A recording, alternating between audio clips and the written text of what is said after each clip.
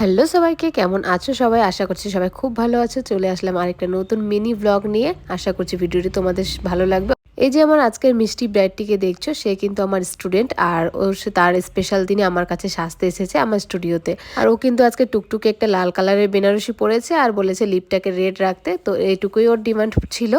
ওর makeup complete করে ও চলে এসছে। এবার আমরা রাতের বেলা চলে এসেছি বিয়ে বাড়ি, আর আমি মন দুজনেই শাড়ি পরেছি। ভাবছি আজকে শাড়ি পরেই বিয়ে বাড়ি যাই।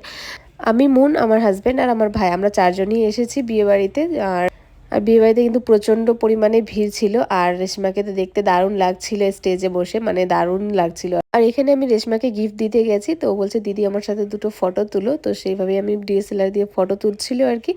আর এই যে আমরা তিনজন, আমাদেরকে কেমন লাগছে শাড়ি পরে অবশ্যই কিন্তু জানিও। আর এরপর কিন্তু আমরা খাওয়া দাওয়া করে নিয়েছি। খাওয়া দাওয়ার পর্ব শেষ করে এখানে রেশমার বিয়ের ফটো বা ভিডিওগুলো আমরা দেখছিলাম।